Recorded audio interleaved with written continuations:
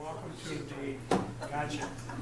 the August 3rd meeting of the Bryan Board of Public Affairs. Join me in the pledge to the flag. I pledge allegiance to the flag of the United States of America and to the republic for which it stands, one nation, under God, indivisible, with liberty and justice for all. First item on the agenda is to approve the minutes of the July 20th, 2021 regular meeting. You've all been supplied with the minutes from the last meeting. If no additions or corrections, I'll entertain a motion to approve. I see no additions or corrections, Tom. I'd like to make a motion that we approve the minutes as written. I second it. Dick? Yes. Annette? Yes. Tom? Yes. Karen? Yes. Next item here in public concerns. Move on to item number 3. We have a resolution. Lori, would you please number and read? Resolution number 25, 2021, authorizing the mayor, city engineer, and clerk treasurer to prepare and submit an application for the water and wastewater infrastructure grant and to execute contracts as required. Nate? Yeah, this request follows council's meeting last night, if anybody watched it, and it's basically, we're asking the board to allow submission of various projects for infrastructure grants that could benefit the city and the utilities as a whole. So basically just one to apply for a few grants, see what happens.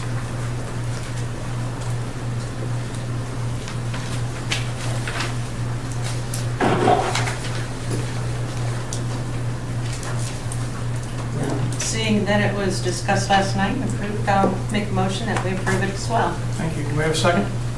Second. Karen? Yes. Dick? Yes. Tom? Yes. Annette? Yes.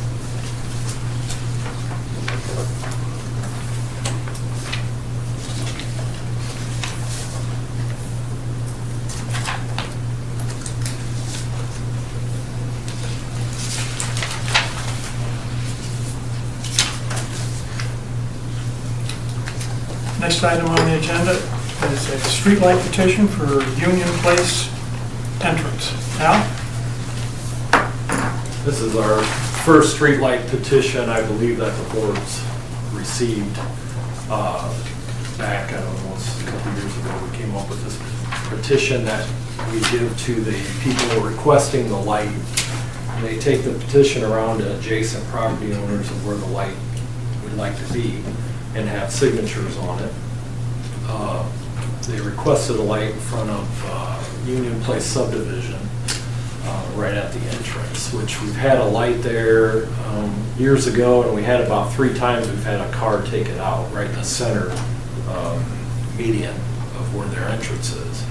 And it damaged the wire and the feed, and we didn't pay to have one board in there. We put a light across the street on a wood pole to help light the area. And now they're requesting one be over on that side, so I proposed one on the north curb side and not in the center. All the property owners are okay with it. It goes to the police chief, he okayed, looked it over and okayed it, the city engineer okayed it, I okayed it, Nate okayed it, and now it's in front of you to approve. Anything free service is going to be approved by the board. So this is a free service light, for the residents of Union Place subdivision. So if there's any questions, I can try to answer them if I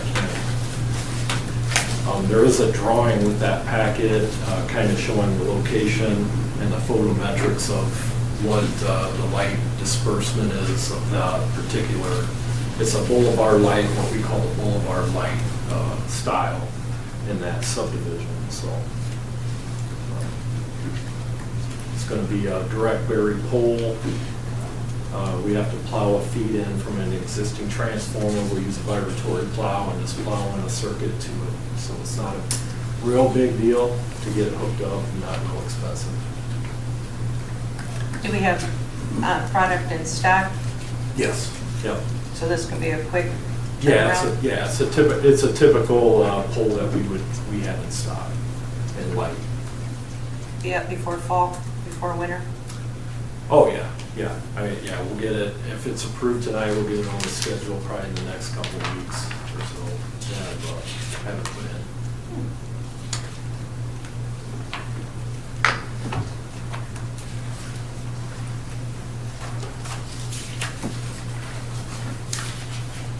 We have a motion to approve. So moved. I'll second. Dick? Yes. Tom? Yes. Karen? Yes. Annette? Yes.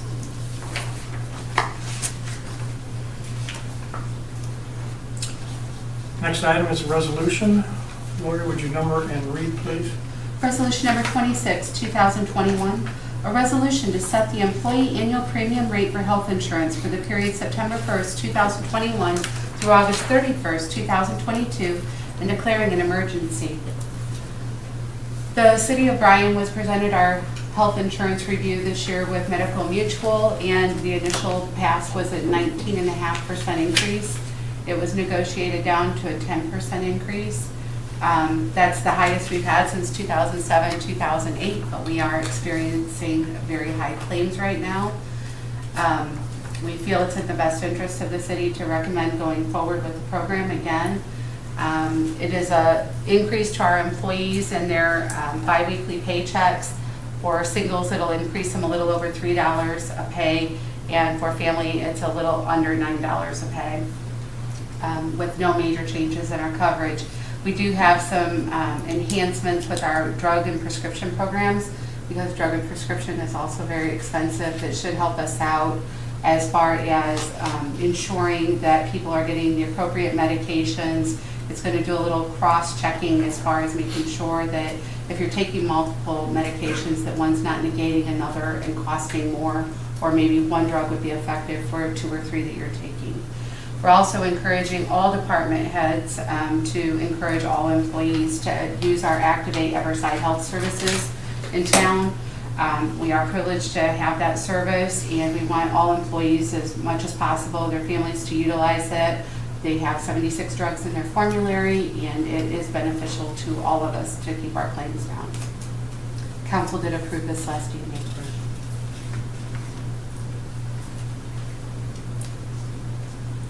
Any questions of Laura? Just want to comment, I think you did a good job negotiating it down from where it was, Very almost good. half, 50% savings every time. Of course, you're always good at doing that, Lori. You and the mayor. We like saying no from time to time.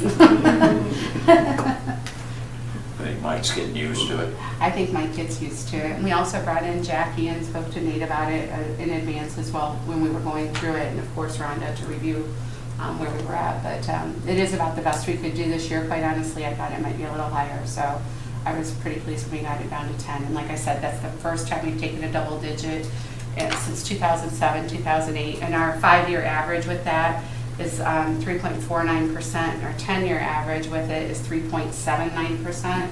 So on the whole, the city of Bryan's rocking it on health insurance comparative to other entities. I had a question.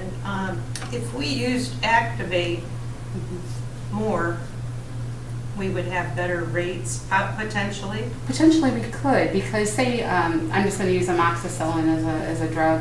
Say I needed to have amoxicillin, or I had a sinus infection. No, it was a sinus infection. Not only would I be going to my doctor to pay a doctor, which is going to run through our health insurance, but I could run to a pharmacy and get amoxicillin, which is a pretty common drug and happens to be in the Activate formulary. Or if I went to Activate, there is no additional bang on the health insurance company, as well as I would be able to pick up my prescription without worrying about the copay on our pharmacy plan. So it really is beneficial to do that as much as possible. Get a lot more people to do that. That would help us out on the insurance. Especially on the common drugs, especially would be very helpful. And they will do physicals, they'll do blood draws, they can do a lot of services that we in the past would have went to our primary care physicians. Now we can go to Activate. So it would cost us less going to Activate out of pocket Yes. Oh, than yes. if we went to. It costs you nothing out of pocket to It go to costs Activate. nothing out of pocket, so, and the city's paying for all of that. Yes.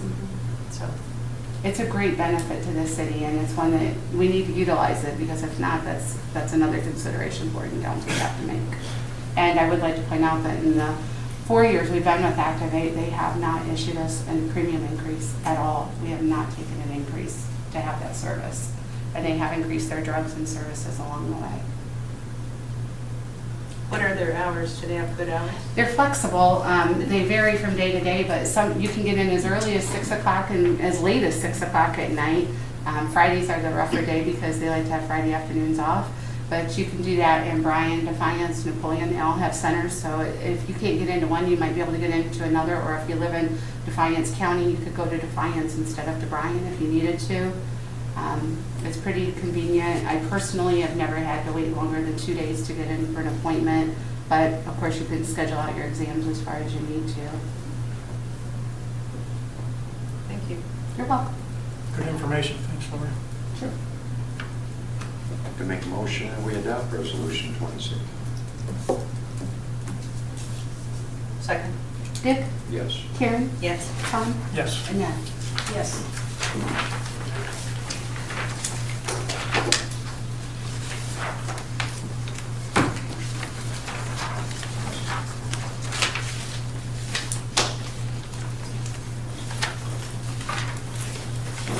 Next item is a presentation and discussion on the water treatment plant generator. Derek's gonna lead us in that. Thanks, Derek. What we have is just a brief presentation on a backup generator for the water treatment plant. This is a standby generator, which we currently do not have. So the first thing is, why is a generator important? The primary goal of the water plant is to remove contaminants from the drinking water. We have to adhere to the Safe Drinking Water Act, and that's enforced by the Ohio EPA. So if we don't have a generator and the power fails, our water treatment stops. We can't treat the water without power. If the power is out for an extended period of time and our treated water storage is depleted, we may end up in a situation where we don't have water for drinking, cooking, firefighting, industrial water supply. So it's a pretty critical piece of equipment for the water treatment plant. Every 3 years, the EPA comes out and they do a sanitary survey of your public water system. It's basically an evaluation of everything. Since as early as 2007, they've been recommending that we upgrade the auxiliary power system for automatic switchover to ensure continuous power needs are met in an emergency. So currently, we have an alternate power supply source. That is coming from the 1940s 4 kV power lines and also the 1940s Nordberg generator. Part of the asset management plan and the contingency plan is that you exercise your backup generation every month and you provide documentation of that. And due to the unstable loads of the Nordberg, we can't accomplish that goal. As I said, this 1940s power line is deteriorating. I asked Al and Jim to come tonight and kind of talk a little bit about that 4 kV line and their future plans.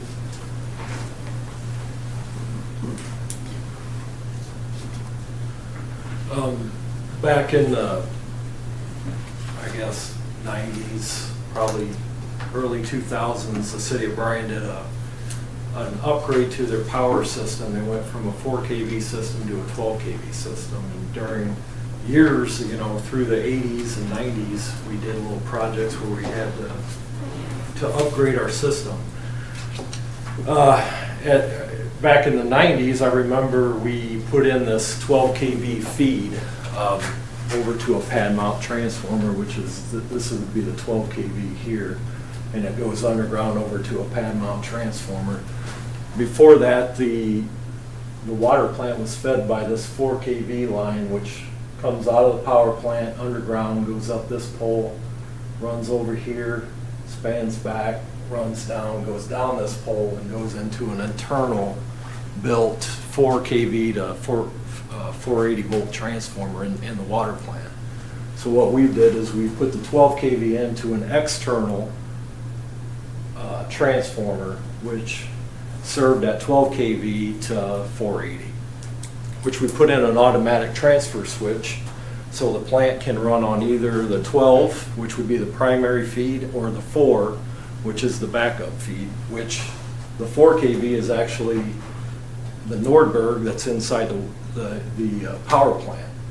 And when that kicks on, goes through our 34.5 transformer out to the line, and our 4 kV comes over and feeds the plant.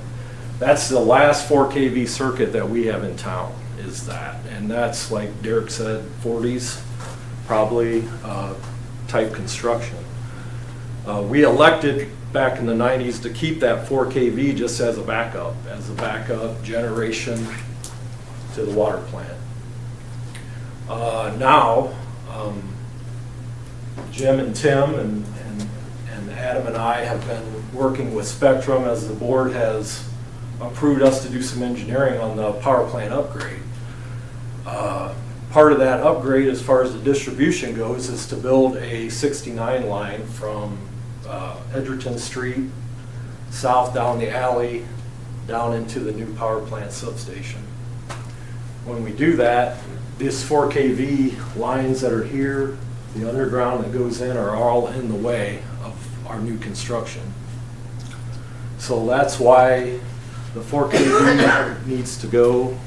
Backup power is gone to the water plant. By us taking that out, we feel we have a little bit of skin in the game as far as helping the water department have that backup feed, which we did fund the new, the 12 kV feed, the transformer, the wire into the transfer switch. All that was paid by the water, or by the electric department back then. That's basically what we have going on there. I don't know if Jim wants to talk about maybe the power plant upgrade a little bit, but we do have a slide that's probably hard to see. Yeah, I'll just talk to it because it might not make any sense. There's a couple items that are of very strategic forward thinking here. Is now that the water plant is a little more sophisticated than it used to be, when the Nordberg was originally put in as its power supply, it probably wouldn't have mattered so much that the power coming out of there is very dirty, very surgy. It's not necessarily, and what I'm saying that for is that you have to remember that if we were going to use the Nordberg, power's out, power's gone. There's no feed coming from anywhere. So we're relying on 1948 electronics, which is very mechanically driven, to hold up 60 hertz, to hold up the voltage right, and to hold the current correctly. All I can see is every piece of computer equipment in the water plant just blowing up or being surged to death. So the water plant cannot stand alone if a tornado comes through and takes out all those lines. Just won't do it. Secondly is with the Nordberg coming out and getting rid of all that stuff, we're going to be changing that transformer, and as we put in new structure and stuff, we're going to be taking some of those lines away, like Al said, to get through and get those structures put up. So the Nordberg from a 1948 standpoint doesn't have a very good controlled power from a voltage and a frequency standpoint that a more modern generator would have. And you'll ask me, well, how come we generate with that when we're peak shaving? Our generation here in Bryan is small enough that when we lock into the grid, it controls the voltage, it controls the frequency. All we do is control the flow. So if you have 100 amps coming in and we can push 50 back, but then only 50 come in and we use this. But this here is a lot stronger to hold the frequency and hold the voltage, because we're not going to overpower no 700 megawatt generator over by Sandusky. There's just no way. So that's why the Nordberg's not a problem to the industry or to anything else when we're peak shaving. Secondly, if the tornado would come through, I'm just saying hypothetically, of course, and takes out that power, the water plant really needs to be sufficient so that we never lose pressure on the system. The generator that was proposed to us, and Al and Derek and I agree on, is diesel generated. So no matter what goes away, it can operate that water plant and keep it up and available for us for a few days. And as long as we can get some diesel fuel in, it could last for quite a few days. But with the upgrades that we're going to be doing to that power plant eventually here in the next year or two and things like that, and getting that Norberg as off of our plate as the backup, and getting the water treatment plant so that it can really sustain itself if anything would bad happen, is extremely important to us. Any other questions? Hey, can we use that for peak shaving? I'm sorry? No, it's, That cat? we should really focus on that cat being tested monthly like it's supposed to be and ready to Just a operate funny that way, joke. but I know you That are. was just a fun. I have a question. Sure. You mentioned if we can get diesel. You know, it could run a couple days if we could get diesel, more diesel. Well, there's no guarantee that the tornado doesn't take Thiel out across the street and and then we'd have to find another diesel source from someplace. Okay. But I guess you could what if things a lot Yeah. completely. So we have to go on with what we know. And it's got at least 1,000 gallon tank, I think, right? That'll run us 24 hours. That will give us time to find something else if we can. Okay, the generator has 1,000 gallon tank. Yes, there's a right? 1,000 gallon tank that it sets on, so it's completely self-contained. So as soon as the power goes out, it comes up, and the water plant is self-sustainable at that point. Did we get rid of the extra tank we had next to the maintenance building Yeah. a couple years ago? You're Get talking rid of about that? the big one Yeah, for the turbine? yeah. No, that's still there. That's still- Is that usable at all? I We shut it don't down. know if we want to add to our EPA, Problems. put fuel lines underground and stuff like that would, you Yeah. know, maybe make Rhonda really nervous. I just remember we did Yeah, we something. do have a big tank there, you know, and I guess the worst case, if we could find a truck, we could suck some out of there and take it over there. But yeah, I wouldn't want to be maintaining a fuel system Yeah. like that. Okay. It's rare that Bryan is down for 24 hours. I mean, to be honest with you, our outages are short, and we've been lucky for many Yeah. years because this system will, when the power goes out, this thing's gonna fire right up. Right. The way it is now, we have to, if it happened in the middle of the night, we'd have to on-call people. And how many would we have to get in here to get back on? To fire up that generator? There's only a couple people that actually can run the Norbert really well. Right. Okay, so we have to get a hold of those two. Then Derek's crew would have to come in here and restart everything once we got power available. And if the power doesn't destroy anything in the water plant.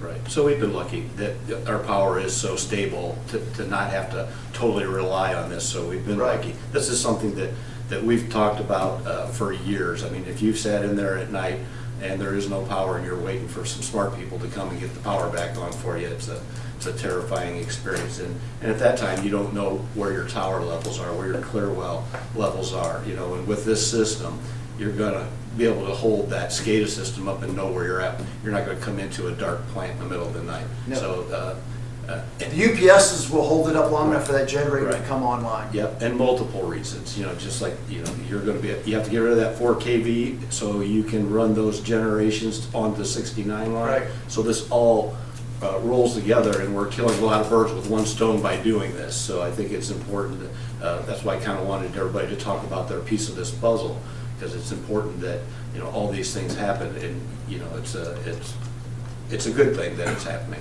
Yeah. It's gonna, you know, all these things together is gonna make this a lot better for the community. This will really help the city become Yeah. sustainable Yep. for the future. Yep.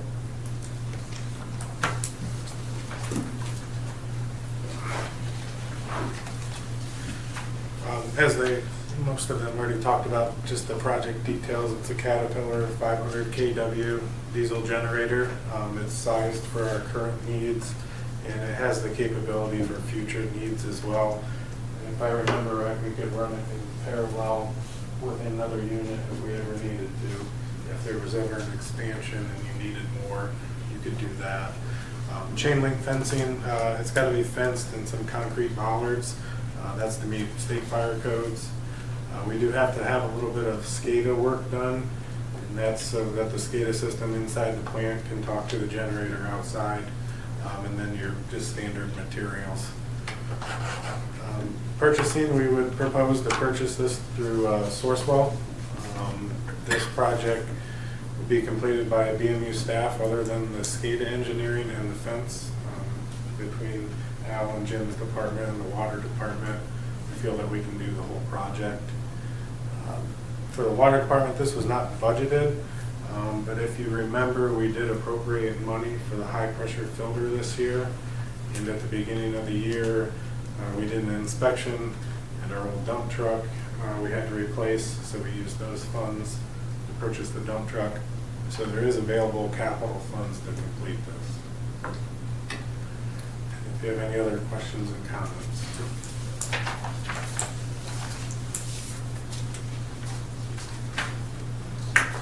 I think you did a great job of explaining it. Something that needs to be done. We're not asking for action, we're just kind of preparing you, want to give you a little bit of background, and hopefully next board meeting, we can bring it and propose it to you so you can have the ability to act on it if you choose. So, but we wanted to give you this background. I know we had committee meetings this last quarter, and we, usually there's a couple board members, but I wasn't sure if everybody heard this story. So I think it was important to say it publicly so we could all hear it together and have an understanding of what we're doing, why we're doing it, and how they all tie together, basically, for the upcoming projects. Jim, are those, that's about the same size, isn't it? 500 kW as the JV2 generators? I don't remember what the KW was on it. For some reason, I'm thinking they're a megawatt each. But Yeah, I haven't looked at that in a long I time. don't remember, it's been a while. But, yeah. I know we push about 350 amps out of them on that feeder. Yeah, So, yeah. Okay. What do you think your completion date would be if we were to do this? I think the last time we asked, we were at about 20 weeks lead time on the generator. Did we go out for bids? I don't remember anything to do with that. It's through the Sourcewell contract. It's like this. Purchasing program? Yeah. Okay. Just like we bought the dump truck through Sourcewell, didn't we? I just didn't know the name Sourcewell, Yes, so. it's a different name. It's like the state purchasing, I think. Very good. Yeah. Okay. Thanks. Any other questions? Next item on the agenda is semi-monthly disbursements.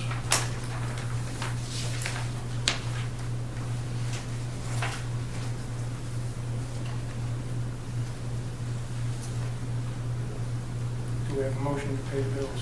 So moved. I'll second. Dick? Yes. Tom? Yes. Karen? Yes. Annette? Yes.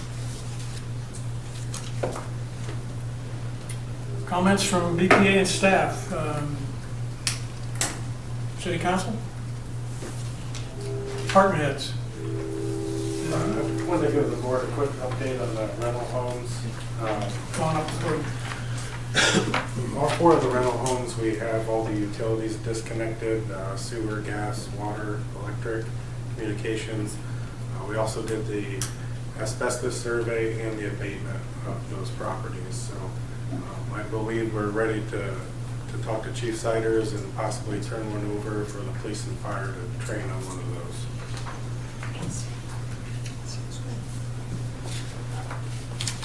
Jackie? Lori? No, sir. Ronnie? No, sir. Me? I just wanted to bring up a quick thing. We were supposed to comment on Airmate this meeting, so I just wanted to bring it to everybody's attention that we really have nothing to tell except for we have been meeting. Rhonda, Lori, the mayor, all of us have been together, and we have lots of ideas, and they're all some positive things, but there really is nothing to really report at this time. So just to know that we are working on it. There are some good ideas out there, and it's going to take a little bit of time, but as soon as we have more information, we'll bring that forward to the board. And I want to thank everybody for brainstorming and coming up with the ideas that they have. I think, everybody cares and everybody wants Airmate to be here, and we're working towards that goal.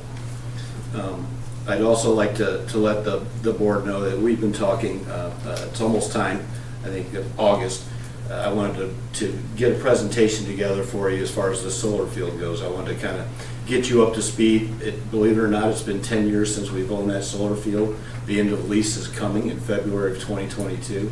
So I wanted to put together a presentation and kind of walk through the steps of how we came about and what we're going to do with it. We're going to make a decision here, and I want to lay out those decisions for you that we can make. So I want to get that presentation around and get it together and talk a little bit about it and lay it all out, and hopefully that you can make an informed decision about what our future holds for the solar field.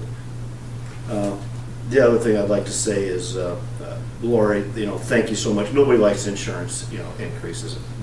Last thing anybody wants. But I think you did a great job of getting it down to what was manageable. So I appreciate all your efforts on what you did there. That's all I have. Annette? I would just like to comment, I guess mostly on the health insurance, Lori. I mean, that's a pretty amazing feat to talk things down, because that is not an easy task, as some people would think it is, as it is. And I think if everybody can take advantage of the service that we have, Activate, please do so. That's all I have.